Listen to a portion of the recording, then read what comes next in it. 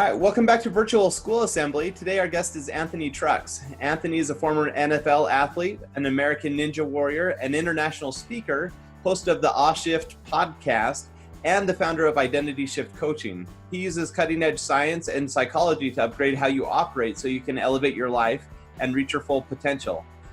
We'll get into a story, but just a little bit of a teaser here. After being given away into foster care at 3 years old, he was adopted into an all-white family at 14. He lost his NFL career to injury, and so he's gone through all these ups and downs in his life, learning how to shift from a very early age. Now his life mission is to teach others how to make shift happen in their lives. Welcome to the show, Anthony. Thank you for having me, man. I'm happy to be here. Yeah, I love your story because this is something that happens to everyone at some level, right? Life doesn't happen the way we planned, even when we're at the top of our game. I mean, you made it to the NFL, you lived your dreams for a moment, and then things are taken away. But let's start at the beginning, because I don't think a lot of kids realize how challenging it is to go through the foster care system and the likelihood of you ending up in prison or, with all those things. So just tell us a little bit about your childhood. Yeah, it's one of those things where it's one of those situations I don't like that it happened, but appreciate that it happened. But yeah, I was given away 3 years old, and I bounced around from house to house, about 5 houses before I was 6 years old. At 6, I landed in a household that's my family now. It's interesting. I was, only black kid in a poor, all-white family, and so my childhood was one where I had a lot of instability, didn't feel like I mattered, didn't know my place in the world, and the people that were supposed to love me and take care of me didn't. Like, I was beaten and abused and tortured in a lot of the foster homes. So like, my life was not a very fun one, to be honest. Like, it wasn't. And so if you look back at those days, a lot of us as kids, when we're dealing with situations, we don't comprehend how that affects us in adulthood. And like you aforementioned, like most foster kids, statistically, 75% of inmates in a prison have spent time in foster care. And 50+% of the homeless population are former foster kids, and less than 1% of foster kids like me will ever graduate from college. So statistically, we're not set up to do well. And a lot of it comes from the way our lives begin. And unfortunately, a lot of these kids, that they're given these situations that they can't come out of. And so thankfully, God willing, my mom, adoptive mom willing, I got some tools that allowed me to press on and build this person over time, my identity, to be the guy who believed more in myself than the numbers did. And so as you were going through this, obviously you had things stacked against you as a kid. Was it, I know sports obviously were a major part of your upbringing. Was that a refuge for you, or what kind of role did sport play in you overcoming those obstacles? Sport was that thing that gave me a sense of mattering. That's what we're all seeking to. As human beings, we have this desire for acceptance. When we're kids, we have the same desire for acceptance. The problem is, like, our identities are being programmed unintentionally. Mom's telling us stuff, dad's telling us stuff, teachers telling us something, sister, brother, cousin, principal.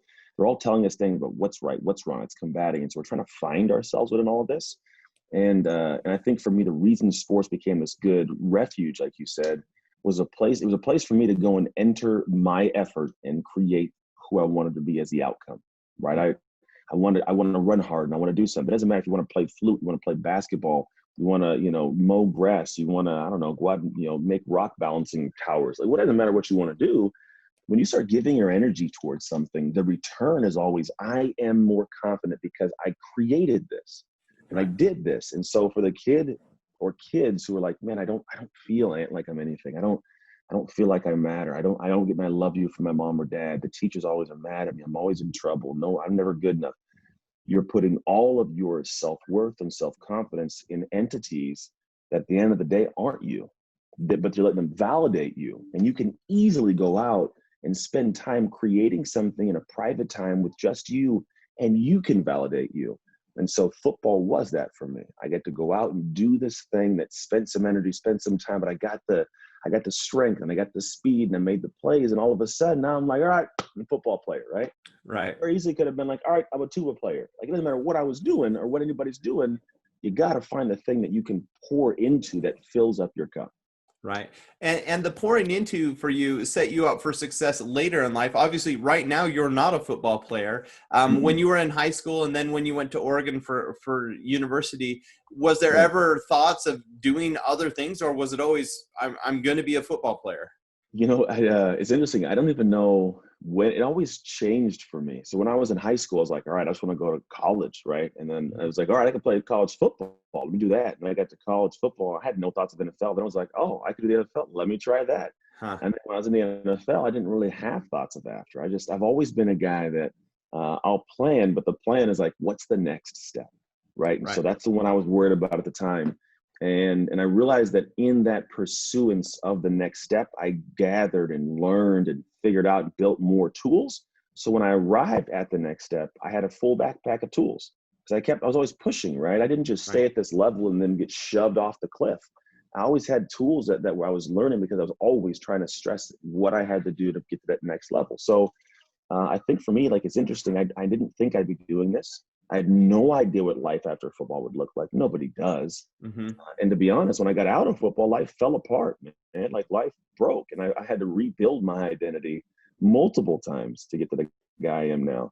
And he's still growing. We're always still growing, but yeah, that was kind of the thing, man. Always over time just got built, and it has been an interesting journey to now.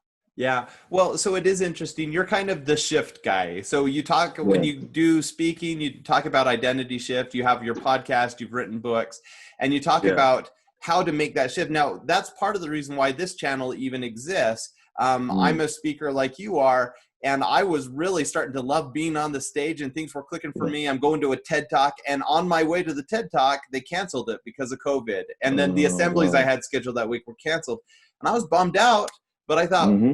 kids need assemblies, and so we created this virtual school assembly I love to it. to bring Love people it. on, and that was a major shift for me. Normally over the summer I make money doing other jobs. This summer I spent money to build this channel up. It's been a Yeah. crazy whirlwind, That's but cool. I think that the key here is no matter who we are, our life is going to take some turns that we don't anticipate. Things are going to go Always. wrong. We're not Mhm. going to be where we thought we were going to be. And in many cases, that's a good thing. We're going to be a place that's I agree. better than where we thought we'd be. Yeah. So as you talk to people about shift Mhm. and really coming to terms with who they are and understanding their own identity, what are some things that you could tell kids that maybe right now have a really uncertain future? They don't know what to Yeah. expect next year or the year after that. So what's Yeah. just some general advice that you could give kids along the lines of Yeah. shift? I'll lead with this: embrace the suck. I'll lead with that because you just described a lot of things that suck, right? Right. And I think what happens is when we get older, the problem is when things fall apart, we have Hmm. more responsibilities. We have a wife, and we have kids, and we have businesses, we have employees, right? There's just more responsibility. When you're a kid, you can suck and nothing's gonna go wrong. Like it'll feel like the end of the world, but like, oh, there's so much more. Because here's the thing that I also realized in my childhood and how it affects like what I look at now. There's Hmm. a statement which goes, "A smooth sea makes not a skilled sailor." So essentially, a smooth sea doesn't make a sailor very skilled because it is used to smooth. So when the sea gets rocky, I don't have any skills. Right. I'm falling apart, right? So when you're a kid, that's the time to go out to the storms of the ocean. Go learn, get your sea legs so that when you're an adult, you can handle much more of it. And so right now, what's beautiful about the identity work and what I'm seeing is it's kind of like this concept of shifting with shifting times. Hmm. We all are being forced to do it. Most of the time, people want to do it proactively. I want to lose weight. I want to get an A. I want to try that sport. Whereas now it's like we're being forced, learn at home, exercise somehow, do assemblies. We're being forced. And so people Right. who aren't able to shift with shifting times, they get drugged like that horse that gets drugged along the dirt, and like it busts its knees and it sucks, as opposed to the horse that's pulling it, the one that's riding out ahead of everybody. And so for the kids right now, we're sitting at home saying, man, it's a lot of stress. I don't know what to do. Mom and dad are at school, all this kind of crazy. Embrace the suck. Lean into it a little bit because the more you fight it, the heavier it gets because this is a new world we're leading into. And you could be the one drug into it or the one who leads into it. And yes, it is going to be hard. It's supposed to be hard. And when you keep leaning in and doing more hard things and embrace the suck, here's the beautiful thing. The hard things get easy because you're normalized to them. Think about when a kid wants to first ride their bike, or shoot a basketball. I don't know how to do that at first. I'm a grown man, I still can't shoot a basketball. But like, there's things that I like, it's hard. But the more you do it, the better you get, the easier it is. And now all of a sudden what scared you, you have joy. Look at me popping a wheelie on my bike right now, dropping threes, So kids, work towards that. Work towards embracing these sucky moments with like a kind of weird joy, knowing it's okay if it goes wrong. You just learned the lesson, and this is the time to learn it. Now, let me push back on that a little bit, because in the moment, it is really hard to embrace the suck. When things are going wrong, when you just got sent home and you don't get to graduate with your senior class because you're learning from home now. My niece. That's so, I mean, it sucks. It's really crappy, and it's hard to be happy or positive during that time. Do you have any thoughts about how we can embrace the suck? What are some things we can do so that we're not in despair, so we're not just curling up in a ball and eating ice cream all day? Yeah, which is part of it. It's cool, man. I'm the same way. I've lost on a great deal of income, speeches I was supposed to be on. I feel it too, man. I am living what I'm talking, literally right now. And so one of the things I do is I find gratitude in the things I do have, because there's people that have the ability to have a school and go to school online. Yes, we missed a prom, but there's going to be something that at the end of the day, you have to be grateful for, because it gives you a new perspective on life. And also, you got to borrow joy. You have to literally, when you're in those sucky times, you don't want to talk to anybody. I genuinely have to borrow joy from people. And I say borrow specifically as opposed to steal. So whenever I borrow somebody's joy who has more joy than me, that means hanging out with friends, talking on the phone, talking about how I feel crappy. Be around people that got joy, because they'll find a weird way to make you have some of that. You'll walk out of that moment in time feeling a little better. I'm not saying fix your problems, but you feel better. And the more you borrow it, you end up having it. And then the more you have it, you have more to give. You have more you can share. And when you share, you get more joy. Because when I was at a dark place and I got out of the dark place, because I borrowed joy from people, I get joy from sharing this. I love that this is taking place, right? So that's a process we can all do. And so for kids, they're probably like, man, that's far-fetched. You're this grown man, played in the NFL. I get that.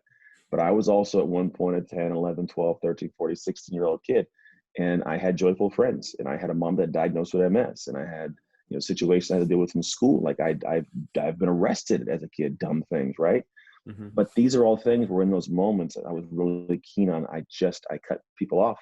I got grateful for what I had. I borrowed joy from people, and I kept putting one foot in front of the other one. And little by little, I got happy. I'm not saying embrace the suck and I lost my prom. Where's this? That's not what I'm saying. I'm saying breathe for a second, literally breathe for a second, settle in, okay, this sucks. And now you have two choices. And these are the ones that are big, kids. Choice one is I have to create an excuse and feel bad and get mad, and this excuse wins and I don't make progress. Or I get to seek a solution. Now, the solution gives me hope and it changes my outcome. So you get to either seek a solution or you get to seek an excuse. And here's the crazy thing. Whatever one you seek, you will find. So seek more solutions than you seek excuses, and you'll find that destination of a little bit more happy. Cool. I want to wrap up with I want to talk about one experience that you had that kind of illustrates this. I know that, so even after the NFL, you had a business venture with your gyms that didn't go as planned, and it was kind of a struggle. And then with things going wrong, you were able to turn things around, get back into really great shape. And ultimately you were on American Ninja Warrior, which I think so many kids dream of that. What did it take for you to kind of turn things around when you were kind of in that crappy moment? What did you do to find that solution and to borrow the joy so that you could then ultimately get your life back where you wanted it? Yeah, you know what I did? And it's hard to do when you're a kid. It's hard to do as an adult. But the biggest thing I did was I had to look at Anthony and see what was wrong with Anthony. What did Anthony need to work on? What did Anthony need to do? And so for me, the first step is always look at you, because you are the common denominator. Hello, we got people. This, you guys know, this is real life. I'm in a real life summertime hanging out with the family and friends. So the reality is find out what you got to work on, because the moment that you can figure out what that is, and it may not always be fun, now you can do work to get better. And the Ninja Warrior thing was interesting because my wife signed me up, and that was her giving me some joy. She signed me up. I didn't even know about it. Next thing I know, I get a call from the TV show. like, hey, you're on. Like, oh, all right, let's go try this thing out. And so I'm now the first former NFL athlete and almost only former NFL athlete to hit a buzzer on the show. And it was a cool journey, but it started years before I even got, in the situation with my wife at the time. It started with me sitting down and saying, man, what does Anthony have to do to be better? Because when I can own that, I can give myself permission to progress, to do better. Cool. Well, Anthony, thank you so much for sharing part of your journey with us today. And I love this whole message of embracing the suck. That's such a cool concept. If kids want to follow you, I know you're big on Instagram and in Facebook. Yeah. Is there a best place to follow you? Yeah, Instagram, man. It's probably the best place. I'm more active there. So I'll just go to Instagram. Check me out at Anthony Trucks. Can't miss me. Perfect. Well, thank you so much for your time today. Really have enjoyed hearing your message.